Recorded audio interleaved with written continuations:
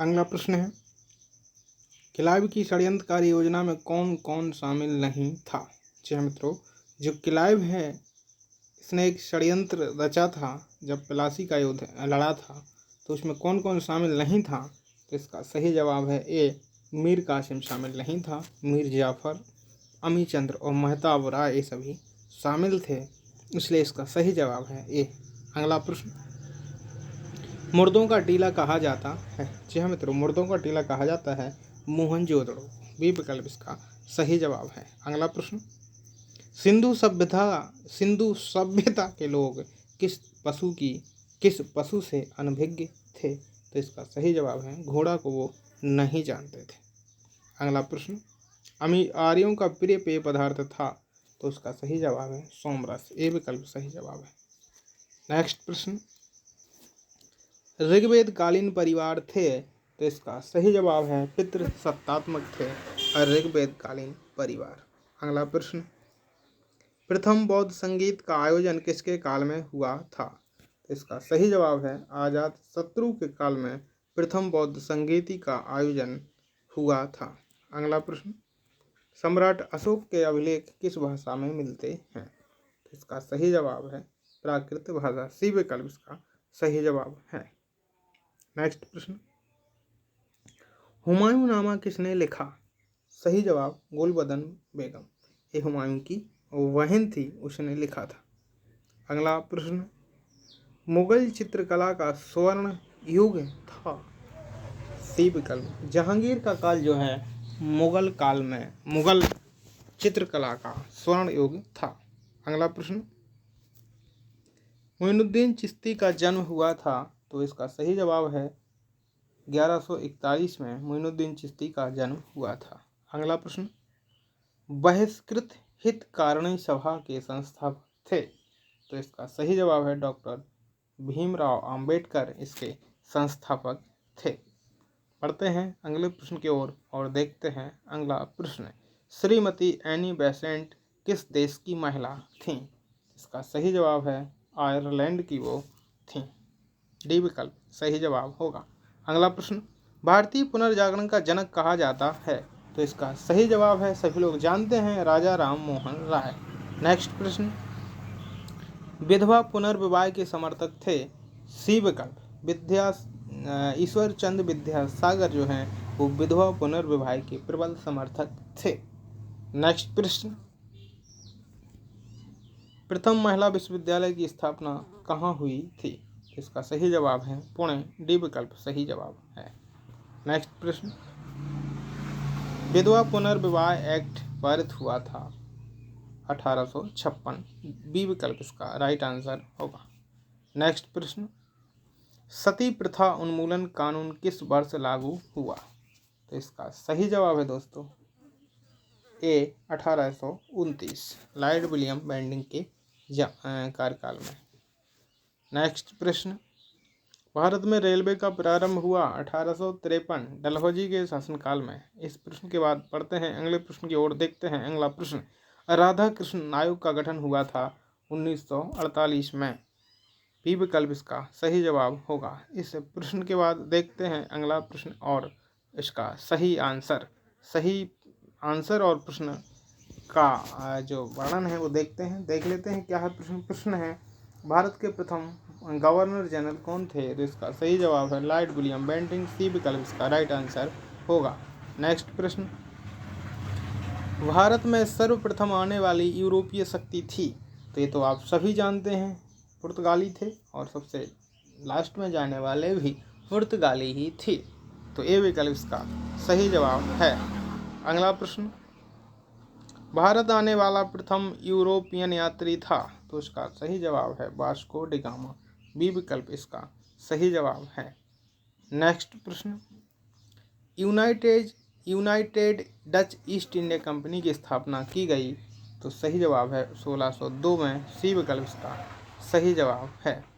फ्रांसीसी east India company की स्थापना की गई थी। तो इसका सही जवाब है सी विकल्प 1664। अगला प्रश्न, प्रथम फ्रांसीसी कारखाना कहाँ स्थापित किया गया। इसका सही जवाब है ये सूरत में।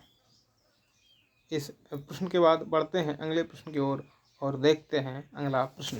फ्रांसीसी शक्ति ने भारत में प्रारंभिक विकास में महत्वपूर्ण भूमिका निभाई। तो इसका सही जवाब है सी, मार्टिन। इस प्रश्न के बाद बढ़ते हैं अगले प्रश्न की ओर और देखते हैं अगला प्रश्न।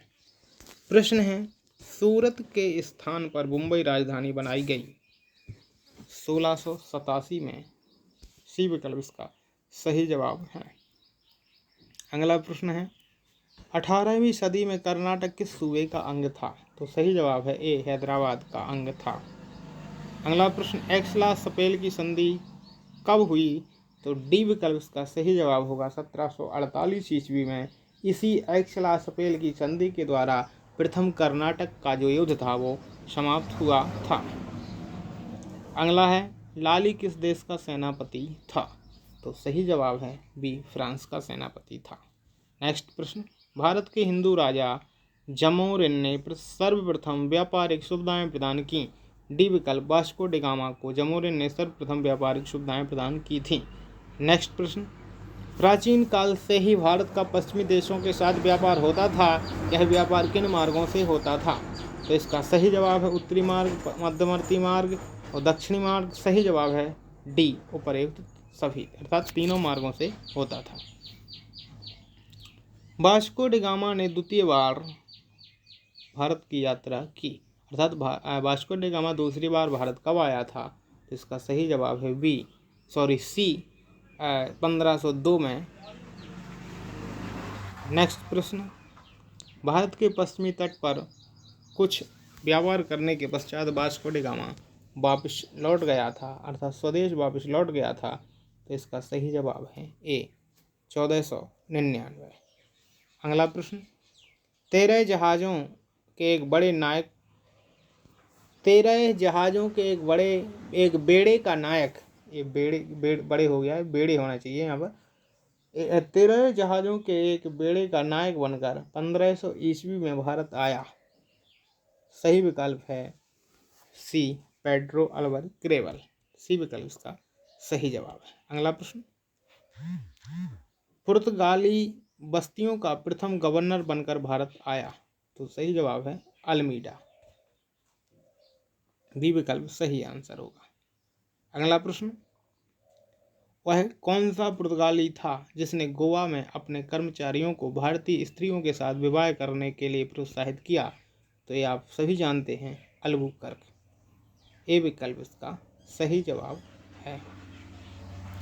नेक्स्ट प्रश्न,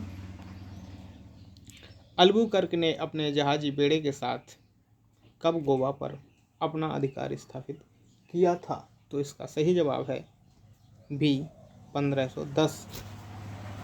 इस प्रश्न के बाद बढ़ते हैं अगले प्रश्न की ओर और देखते हैं अगला प्रश्न। अल्बुकर्क ने मलक्का पर अपना अधिकार स्थापित किया था 1511 ईस्वी में। नेक्स्ट प्रश्न, अल्बुकर्क की मृत्यु हुई थी। तो इसका सही जवाब है 1515 ईस्वी में। नेक्स्ट, 1530 ईस्वी में पुर्तगालियों द्वारा गोवा को अपना केंद्र बनाने से गुजरात के शासक बहादुर शाह के निम्नलिखित में से कौन सा से बंदरगाह खतरे में पड़ गए। सूरत, दीव, वैश्यन, उपर्युक्त सभी। तो इसका सही विकल्प है डी, उपर्युक्त सभी। नेक्स्ट प्रश्न, पुर्तगालियों ने वैश्यन द्वीप प्राप्त करने में सफलता प्राप्त की। तो इसका सही जवाब है 1533। डी विकल्प इसका सही जवाब होगा। अगला प्रश्न, जेसुइट पादरियों को किस मुगल सम्राट ने अपने दरबार में बुलाया। इसका सही जवाब है डी, अकबर। नेक्स्ट प्रश्न, पुर्तगालियों ने कोलंबो में अपने एक दुर्ग का निर्माण किया था 1518 ईस्वी में। सी विकल्प इसका राइट आंसर होगा। इस प्रश्न के बाद बढ़ते हैं अगले प्रश्न की ओर और देखते हैं अगला प्रश्न। अगला प्रश्न है, डच लोगों का पहला जहाजी बेड़ा मलाया द्वीप समूह के लिए रवाना हुआ। सी विकल्प इसका सही आंसर होगा 1595।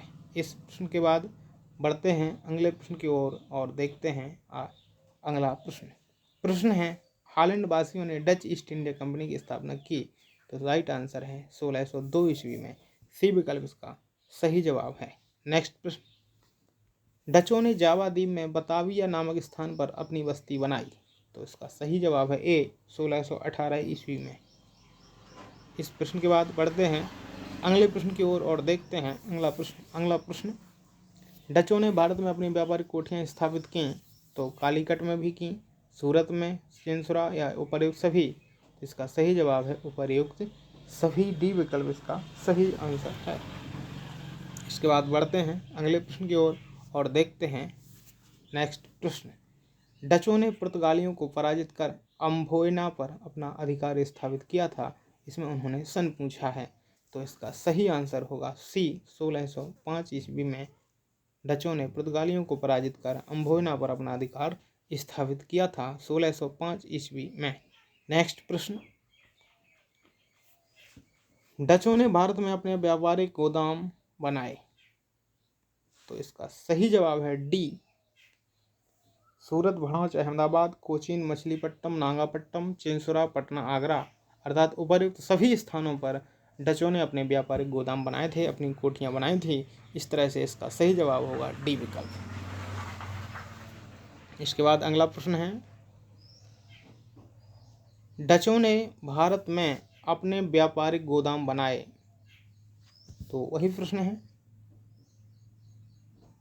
इसका भी सही जवाब है डी। तो इस तरह से हमने लगभग 173 प्रश्न हल किए हैं। तो मित्रों, ये प्रश्न आपके लिए बहुत ही लाभप्रद होने वाले हैं और आप इसको देखिएगा, शेयर कीजिएगा और हमारे चैनल को सब्सक्राइब भी कर लीजिएगा। ये प्रश्न आपके लिए बहुत ही लाभप्रद हैं, महत्वपूर्ण प्रश्न हैं और आपकी आने वाली समस्त परीक्षाओं के लिए जहाँ जहाँ इतिहास विषय पूछा जाता है वहाँ ये बहुत ही आपके लिए महत्वपूर्ण साबित होंगे। तो इन्हीं सब प्रश्नों के साथ अगले वीडियो में जल्द मिलने के प्रॉमिस के साथ विदा लेता हूँ। तब तक के लिए नमस्कार, धन्यवाद।